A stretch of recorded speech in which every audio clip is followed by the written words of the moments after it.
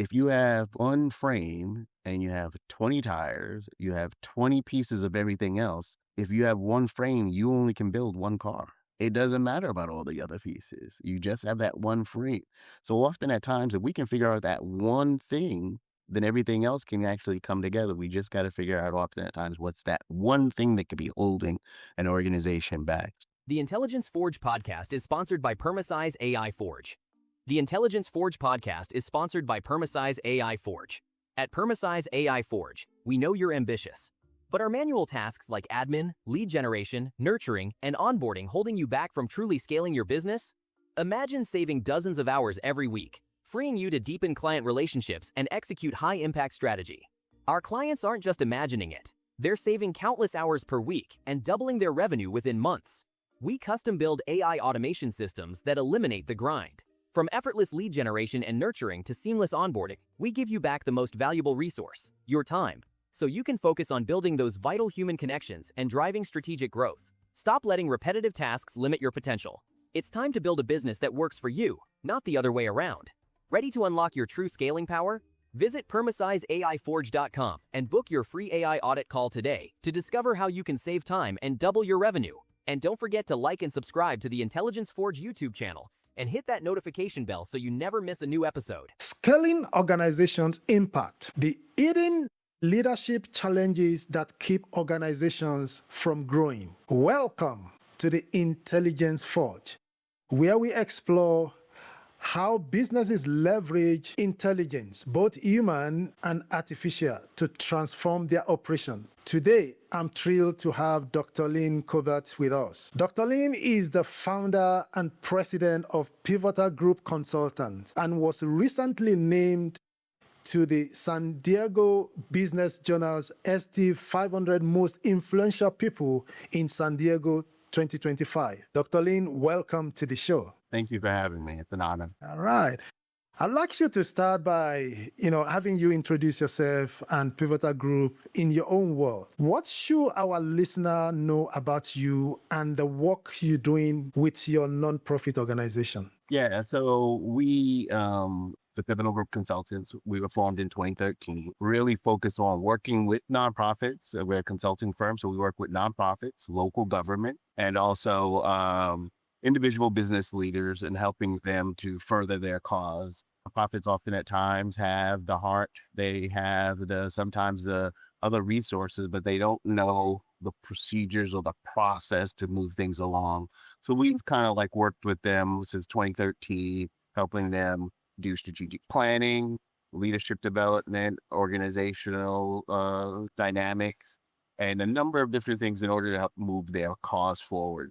So what you'll see from us is that we will work really behind the scenes, allowing people the opportunity to be able to really work with their communities, to better serve their communities and further their mission and also further their impact. So technically, we are a business that works with other businesses in order for them to be more successful. Wow, fantastic. Thank you so much for sharing that.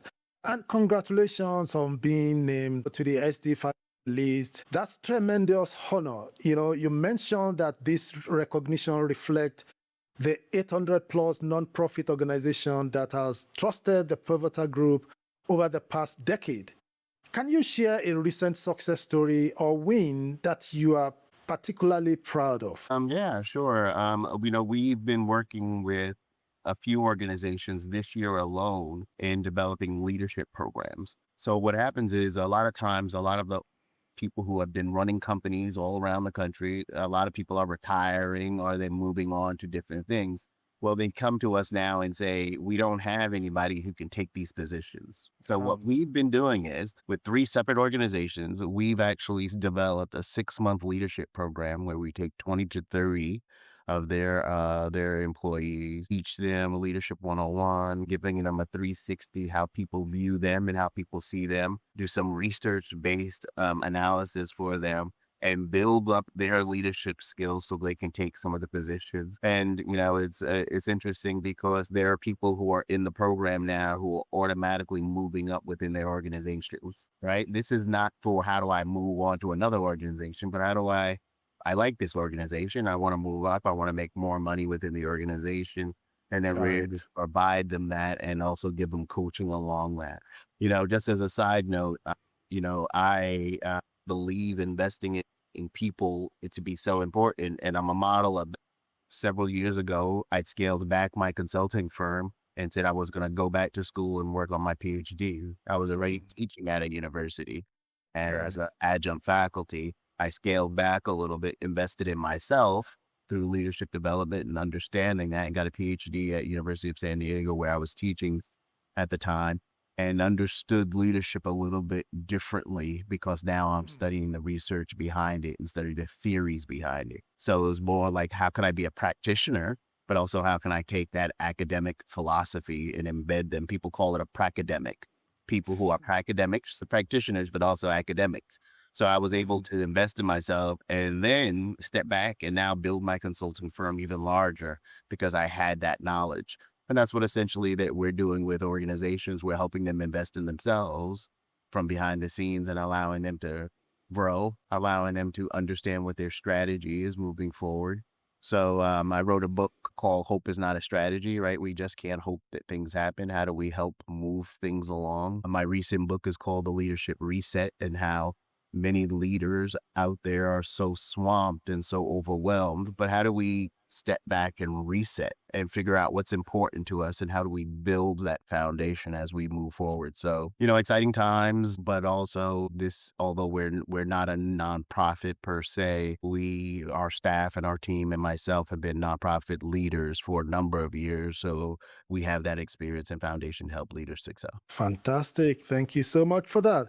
But I'm curious about your entrepreneurial journey. How did you start the Pivotal Group back in 2012? What kind of funding or resources did you have available at the beginning? And can you give us a sense of where you are currently? Because often that we spoke with a lot of business owners, when they start, a lot of them would tell us, I start with nothing, but today they have some success story to share because they've been able to, navigate their way through. I think our audience will like to know the trajectory of your growth, your team size, and how you've been able to get to where you are today. Yeah, that's an interesting story, and I share this often because I believe it's an approach that other people can take. I was working at the time, I was working in the city of Sacramento, and I was working with community, and people would come to me all the time asking me, we want to grow here, we want to do this. And I'd give them the information as a leader within the city of Sacramento, and they'd come back and say, hey, I did that. Now, what about this? What should I do? So I found myself helping people grow their organizations. So I ended up, at the time when I decided to step out on my own, I was working for a nonprofit. It was a church, and I was helping them purchase a new facility. I was helping them expand their outreach, and they were branching to some worldwide activities. So I was helping them with that.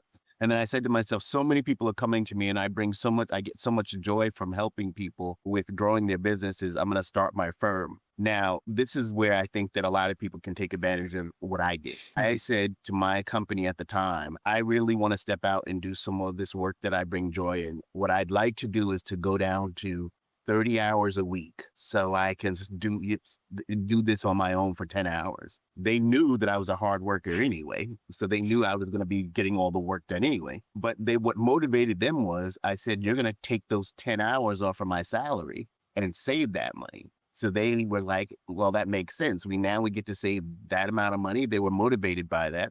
So now this way I was able to keep my insurance at the time. I was able to work less, and then I was able to build up the capacity. So as I was building it more and more clients came, and then I was able to, but it wasn't overwhelming. So I do think that someone can step into that role and say, that might be a good way to start. It's not ever about, do I need to leave fully, but do I need to do that? So that helped me until I was time where I had to relocate. We relocated from Sacramento to San Diego, and I was able to say, okay, now that I've moved down to a new environment, I'm able to kick it off. So we went from me working those 10 hours a week to me working, 40 hours a week. I published, 2 books. I have a staff of 5 people and about 30 other people that we use for special projects.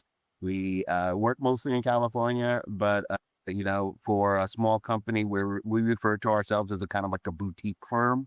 which means that we pay ourselves, we pay people around us, we're happy, but we're not trying to sell our company. We're just trying to employ people and allow people to do this great work that they like to do. And my son is 11. I'm not going to pass it on to him at 11, right? So this is what they refer to. People who own consulting firms, they look at selling, they look at passing it down within their family, and they look at just kind of being a boutique firm and living and improving their community, employing people, and helping organizations. So that's kind of like what we do. And I right now, I think it's I set my own schedule. I'm able to set my own time. During December, I'm able to take some time off because people aren't often at times calling me to say, hey, can you train us in December, right? So a lot of times in December, I can slow down a little and use that time to analyze my business. What did we do this year? What did we accomplish this year? What is next year going to look like? So December is our planning month. So that's where we're in the middle of that. Fantastic. Thank you for breaking that down for us. Now, let's look at 12 months down the line. Where do you see your company in terms of growth? I mean, let's just compare where you are currently. Maybe you want some increase in terms of the numbers of nonprofit you want to add in the next 12 months, and what you're doing in that regard, if you can share a little bit with us. Yeah, sure. So, over the last 10 years, we've served over 800 nonprofits and organizations helping people to be more successful. Of course, we'd like to continue on that. And I believe that what we have coming up is going to be exciting for 2026. So we have worked with all of the knowledge and all the stuff that we built. We actually created a platform using AI way for people to be able to access some of our resources that they wouldn't have been able to access before. Right. So what I did was I said, okay, a lot of people want to access people like myself they trust them, they feel good about them, and they just want information. So what we did was we built a platform where people can actually go on 24 hours a day, 7 days a week with my knowledge, with my team's experience, and ask a key question that they might want answered. And the system is prepared to ask them. We call it Ask the Professor. If you have a question in the middle of the night when you're trying to figure something out, or you wake up and you have a grant that's due, we have a system that we call the Nonprofit Edge. It's about how nonprofits can get an edge forward on the work that they're doing. And they have the ability to download their strategic plans and see what's working, what's not working. They have an opportunity to say, hey, I want to submit this grant, but I don't know if I'm going to get funded. They submit the grant. Our system has them tell them, is the grant going to, what's the probability of it be funded? What did you miss? What should you have put more of? And then if they have a scenario or a strategy that they're working on, hey, we want to expand. This is what we're thinking. This is who we have on our team. The Nonprofit Edge platform gives them the ability to be able to think this through. So we actually built a thought partner for people, right? People often at times were looking for a thought partner for me when they reached out to me. So we built a system. It's called the Nonprofit Edge, primarily built with the main frame of helping people to be able to provide them data that they need and the resources that they need. So in addition to templates, in addition to some of the resources, I mentioned we have this Ask the Professor function where you can just ask any question about it. So the other day I was playing around with it and I said, I have a board that's causing me some challenges. What should I be thinking about? I love the response that it gave me. It was like, this is what you can do. So then I put in there and I said, what's 20 times 20? And I was wondering what it was going to say.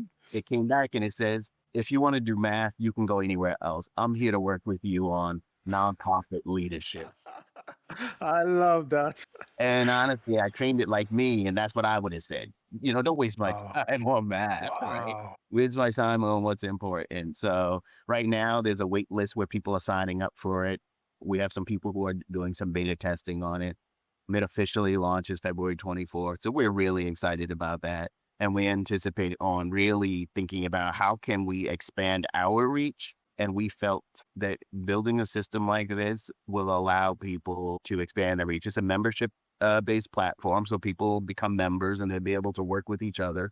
But the biggest part here is that often at times in this role that people live and they work, they feel so alone. They feel by themselves because sometimes they can't gripe to different people. Sometimes they don't want to gripe to their staff. They don't want to gripe to their board. but now they have a thought partner where they can kind of like share some of this information and we can give them what they need to be successful. Wow, thanks so much for sharing that.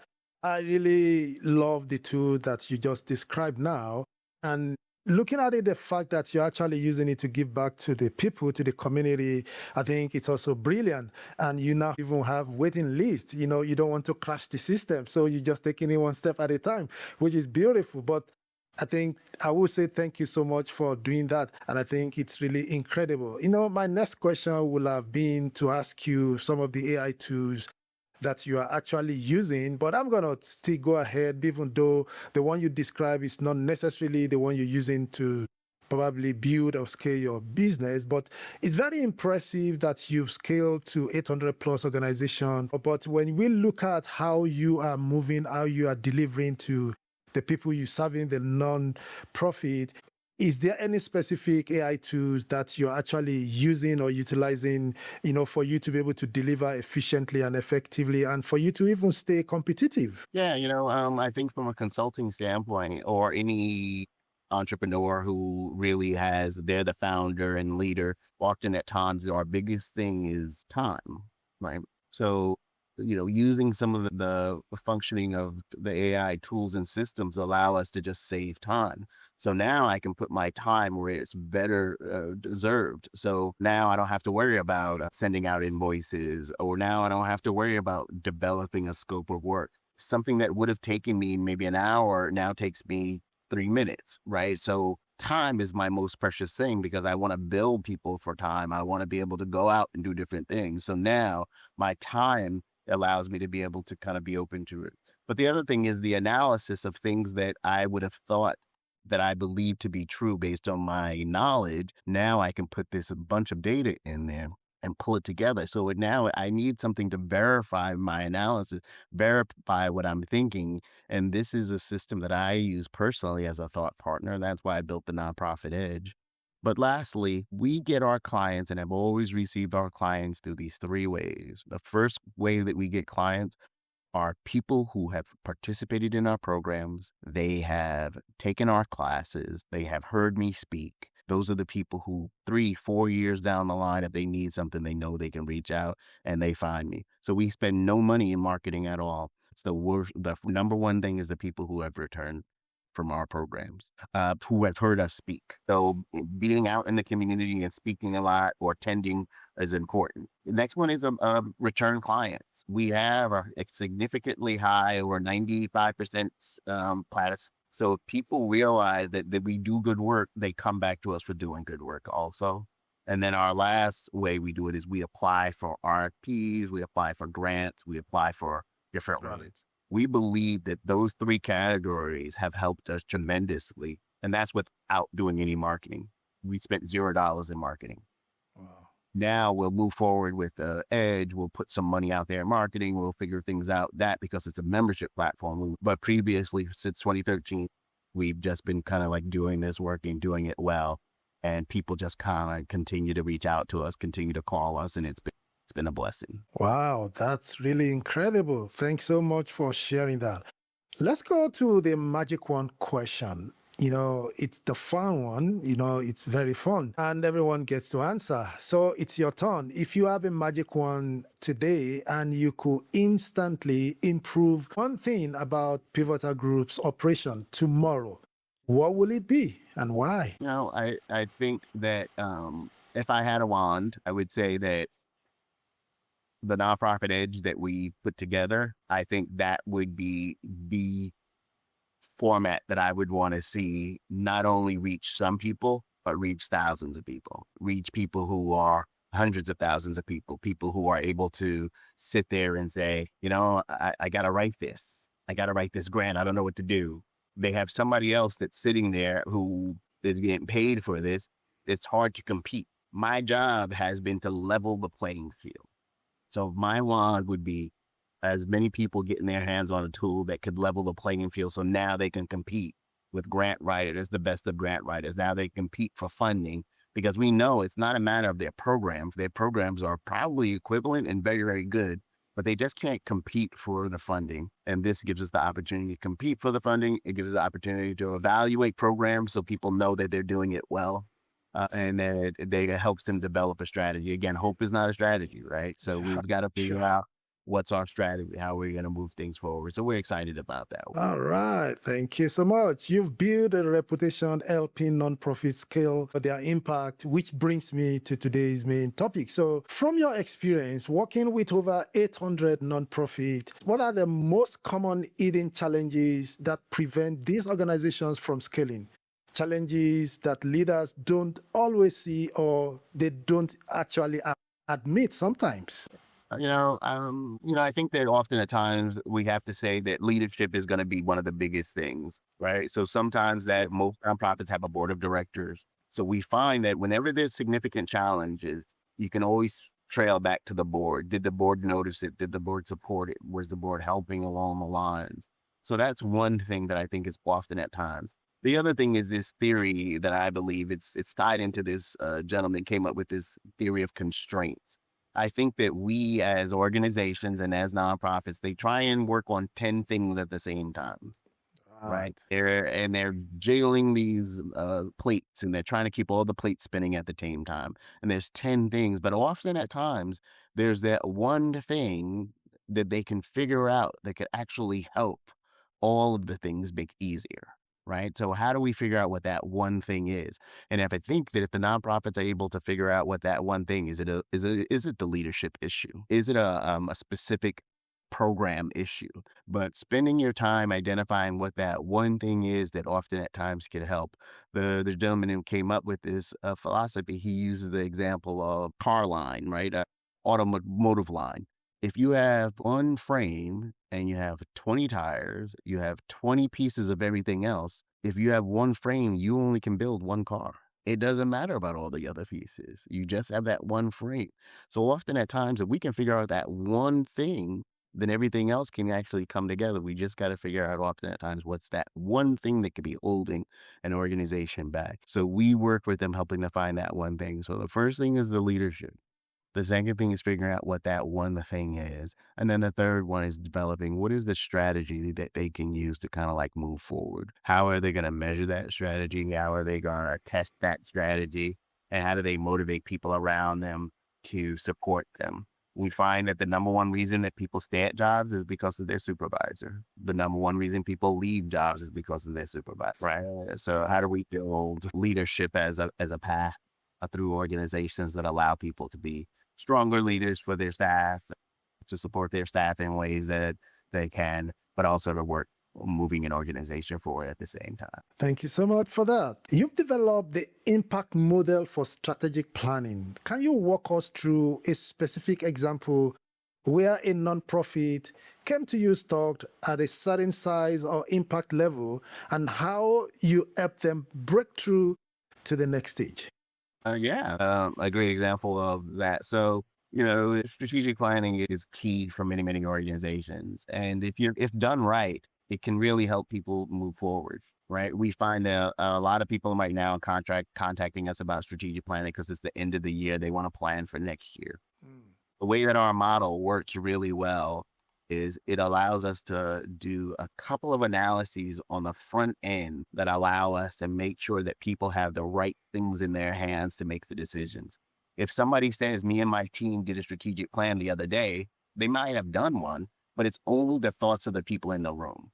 So what we try and do is we try and do surveys. We've said surveys in 5, 6 different languages and send them out to the community. We've done some focus groups. So we're actually pulling all of that data into the room. So now it's just not those 5 people, but it's the data in the room. So there was a community that we were trying to reach and figure out how can they have services. And people said, well, how can we get their thoughts? We were trying to figure out. So we held focus groups. We still weren't getting the numbers. We ended up putting regular traditional postcards into the mailman's hand. And the mailman delivered 5,000 flyers for us in that community.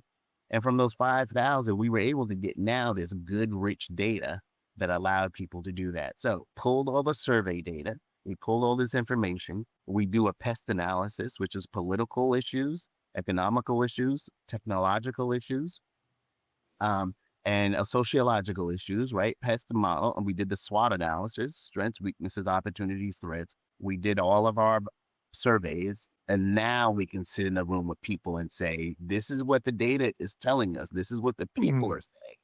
Now let's talk about how do we move this stuff forward. So now we're using it. So I think that one success story is that as we were able to kind of like pull this stuff together, people were able to see that the direction that they were thinking about going wasn't the best direction, right? Because they're able now to say, oh, we were going to build this new building. We were going to build this in this community.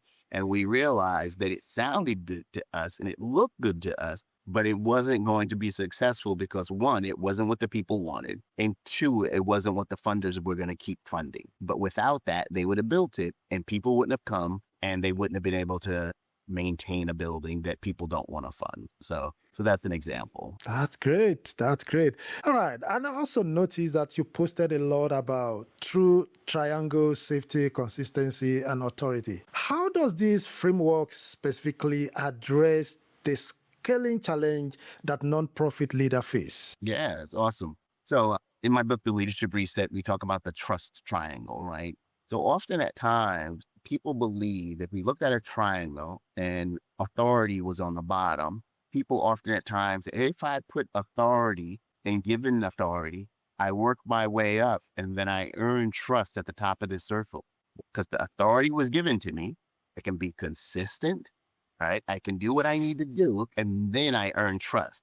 And what I say is that that's actually the wrong way of looking at it.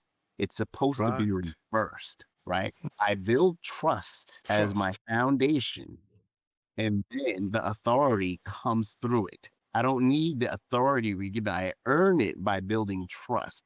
So this trust triangle takes away from giving people authority and positions, but really goes back to focusing on building trust so people feel that they can speak up. They feel like they won't be retaliated against. But I'm building trust as my foundation for my team and allowing everything else to start from that. The biggest base of a triangle is going to be the foundation, right? So the foundation has to be something that's strong that you can build upon. And we believe if that trust is your foundation that you invest in, you can only flourish as a team after that. And don't worry about the authority. Authority will come if you're able to focus and refocus on trust. Fantastic. I agree with you 100%. And that's really very true. But thank you so much for that.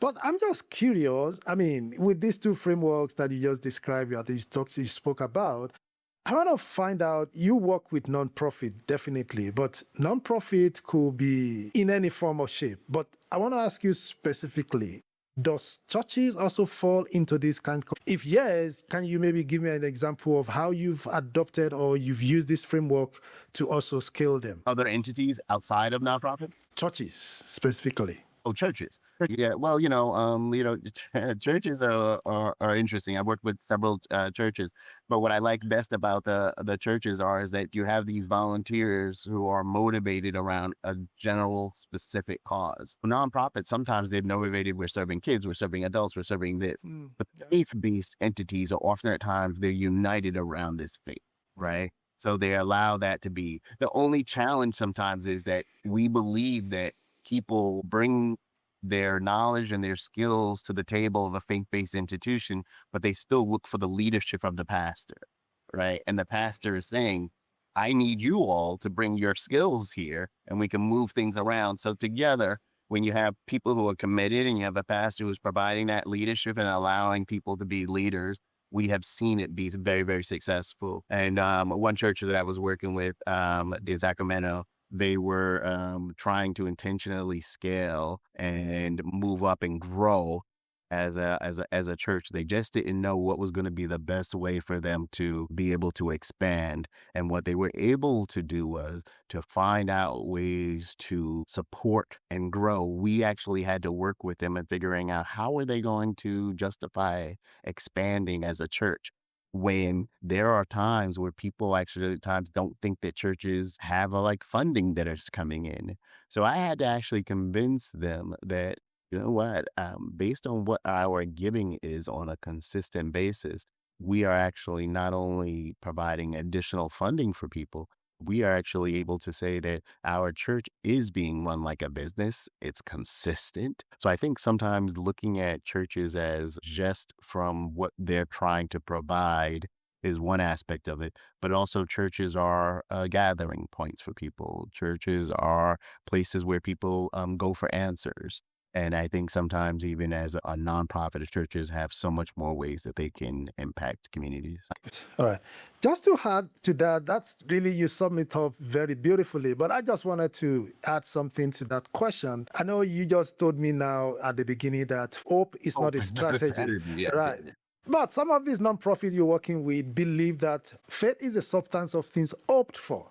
And they preach a lot about hope. How do you actually, align your strategy of hope is not a strategy to them in this way? And how have they received it? Yes, it's very nice. So I don't, hope is not a strategy, but I don't say that hope doesn't exist, right? There is a place for hope, right? Right. I have hope. We have hope. There's a place for hope. But for me to say my electricity bill is due tomorrow, I hope they don't turn it off, right? That's not a strategy, right? I need to hope. I can hope, but I need to make sure that people understand that there's a place for hope, because the hope gets us where we need to be. Hope is a beautiful thing for us in many, many different ways. But when I talk about moving things forward or accomplishing things, right, I have to be mindful that as much as I hope for things, also sometimes there's action that's required, right? So my electricity will be turned off if I don't go down there, right? Now I can hope that it doesn't get turned off, but a lot of times it's a machine or a computer turning it off, right? So I have to make sure that I understand there's a place for hope, and hope bonds communities and it gets people where they need to be. And that's awesome. And in that way, I say hope is not a strategy by itself. So you need to know that there's hope, and then there's strategy, and there's prayer, and there's love, and there's so many other things also. But it's using them and understanding what they're a place for and time for. All right. Thank you so much for the clarity. All right. Can you maybe share one of the best solutions that you offer, one of the nonprofit? And how long does it take typically for you to take them from where they are and then where they want to be? And some of the things that, just give us like a brief overview of what the process looks like and then the timeline. Well, strategic planning could be anywhere from 4 to 6 months, mostly about 4 months. And that process allows them the clarity they need to move forward. So that's one part of it. But organizations can take different paths, sometimes different programs. But I've seen boards change things immediately, turn things around immediately. But if we're talking about strategic planning specifically, that's roughly about a 4 to 6 month process. Right. Okay. Thank you so much. Okay. We've spoken about the people you're dealing with, some of the challenges you're facing. Every organization have their own difficulties. Every organization has their own challenges. I just wanted to share so that our audience will not think, well, your company is just smooth sailing, there's no issue. Is there any challenge you think your company, looking ahead to say, well, we know this and this, we still want to solve this, and we believe we have the strategy. We're not just hoping that the problem will go away, but we know that we got it covered because we've got a strategy, and if we're still working on it, is there something we want to share with us for our audience to just know that, yes, every organization still has their own ups and downs? Yeah. Many organizations just like ours, for our consulting firm, cash flow is always going to be the issue. Right? How do you have money in hand in order to do this work while you're still waiting for money to come in? Nonprofits, the same thing. How do they have the funding that's able to come in? Payments and requirements of bills, et cetera, come so quick.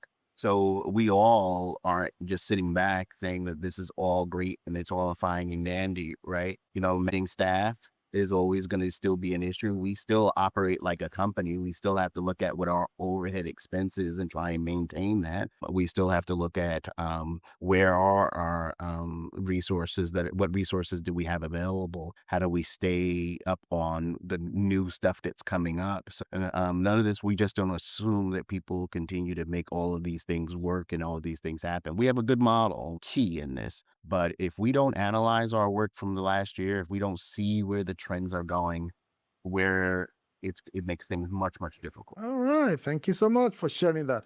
If you're sitting in front of another nonprofit consulting organization or service based, owner, right now, and you have the opportunity of giving them a piece of advice, what would that be? The analyzing. I learn my best things from analyzing where my clients are coming from, who they are. And the last thing is also is don't spend as much time working for your business as you're doing on your business. Right. Right, If they're right. working for their business, they're doing it, they're meeting the client, but they need to spend time working on their business. And that's where we spend a good amount of our time working on the business as well. All right, thank you so much. Where can our listener connect with you? If they want to They can learn a go little bit to, about your company and about what you do. yeah, they can go to the nonprofitedge.org and sign up for that. They can also go to the pivotalgroup.com, or they can find me on LinkedIn, Dr. Lyn Corbett. All right. Thank you so much, Dr. Lyn, for sharing your insight. Very incredible conversation that we had. And I believe our listener definitely will benefit a lot. This is some of the area that is a little bit unique because it's not common. People talking about nonprofit, the first thing that comes out of their mouth is, oh, they don't make profit, so I don't want to work with them. I don't want to do anything with them. But again, you've been able to break it down. I mean, every organization, nonprofit, profit, you still need money, whichever way. And you also still want to scale. It's really, it may look a little bit weird when you tell people that church want to scale. Then you're like, oh, but it's supposed to be a worship center. They shouldn't be talking about scaling. But people should come naturally because God will bring them on the, we just have to face the reality because if you don't do the right thing as an organization, no matter what it is, it will not attract other people, to you. So you have to still have a good strategy that will make whatever you're doing attractive for people to say, yes, I want to identify with you. But thank you so much for your insight because you've been able to break it down. And I know a lot of people will have gained a lot from you. Thank you so much for coming through on the podcast. Thank you for your work on this also and for your reach. People need to hear this, so we're glad that you're able to help them. So thanks a lot. Yeah, thank you. That's the spirit. I mean, definitely everyone in your network, when you share it, they will definitely hear more about it. We share it across all networks and then we continue to spread it. People get to know about working with nonprofit organization and everything. Thank you so much. We really appreciate you, sir. All right, take care. You didn't quit your day job to become a full-time admin assistant. The Intelligence Forge podcast is sponsored by Permasize AI Forge. At Permasize AI Forge, we know you didn't start your business to spend 60 hours a week on paperwork, chasing leads, and managing endless admin tasks. You started it to build something meaningful and serve your clients. But right now, you're trapped in the day-to-day grind instead of growing your business. What if I told you our clients are reclaiming 15, 20 hours per week, increasing their revenue by 30 to 50% within 6, 12 months, and finally getting their lives back? We don't just automate random tasks. We build custom AI systems that eliminate the bottlenecks choking your growth from leads generation to lead, nurturing and management to project management to client follow-ups. Stop paying for an expensive, frustrating manual system. It's time to upgrade to strategic automation. Visit PermasizeAIForge.com and book your free business transformation strategy call today. Discover exactly how much time and money you're losing to manual processes and how to get both back. And don't forget to like this video, subscribe to the Intelligence Forge, and hit that notification bell so you never miss an episode packed with game-changing insights. Your future automated business is waiting.